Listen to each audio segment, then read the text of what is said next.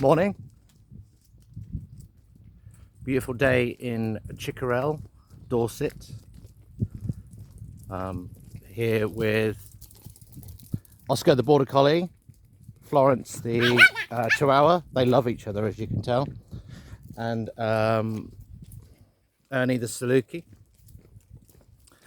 And Catherine Jane.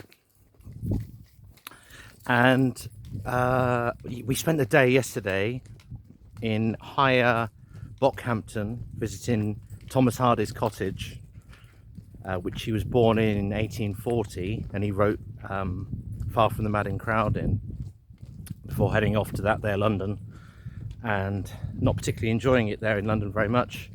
So coming back, and he was an architect in London, and he got his brother to build a house for him where he wrote much of his poetry and his novels. So that was a fun day.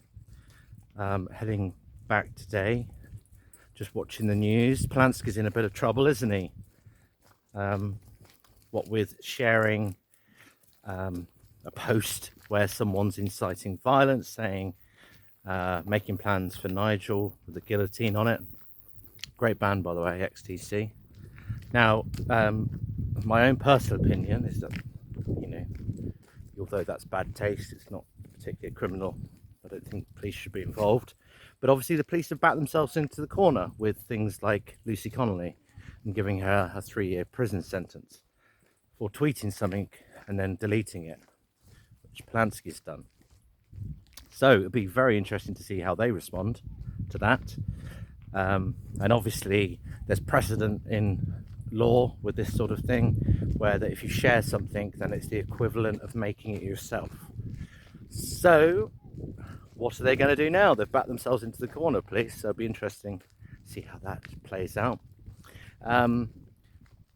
Which brings me on to a podcast that I've been recording along with Catherine Jane, called Page to Politics.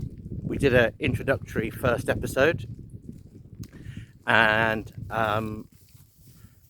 we recorded episode 2 down here in Weymouth with Colin Ward, who wrote one of the pioneering books about football and football memoirs. And really, it's the first book written from the perspective of a football hooligan.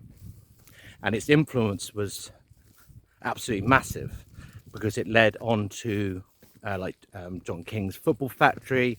Colin was offered a role in Football Factory but turned it down because it wasn't loyal to his Arsenal. And it led to all those kind of films like Green Street, Football Factory, and then Rise of the Foot Soldier, all those sort of movies. So a real pioneering text, and it was a real privilege to sit down with Colin and find out his stories, his methods, where he thinks football is going, where he thinks society is going. And really, I am a football fan, so just hearing about the 70s and 80s, following England during the 80s and 90s, France 98. And he's written a number of books all about football and a couple of comedy ones as well. So it's very, very interesting. It is. It's very interesting. It's very illuminating. And I recommend you listen to it. I hope I'm going to post that this evening when I get back. So that's episode 2 of Page to Politics. I'll try and post a link underneath this so that you can check it out. But please, and I always say to my kids, I cringe when people say this online, but please do subscribe to the page, because then you'll see when podcasts with local authors, with political people, we've got quite a few lined up.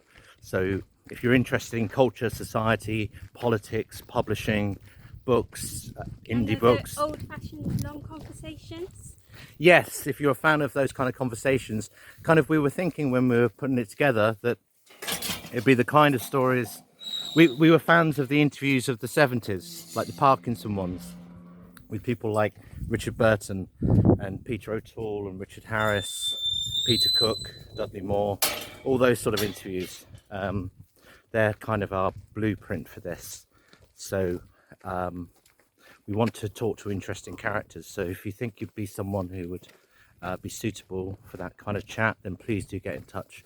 So yeah, please do look out for that episode 2 of Page to Politics, which I'll post later. Have a good day.